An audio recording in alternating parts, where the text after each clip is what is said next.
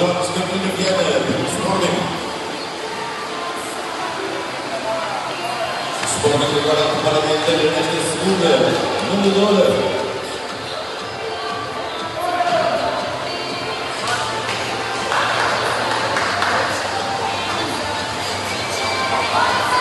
Sporting já na frente. Sporting na segunda posição. O Lua está na terceira posição.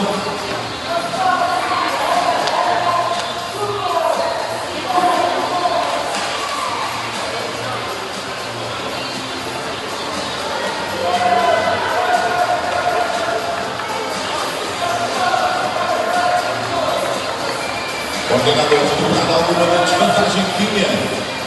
Neste terceiro percurso, vamos para o último percurso. Sporting ainda na frente, Braga na segunda posição, Lagoa na terceira, Beja na quarta posição, a quarta segundo está na quinta posição.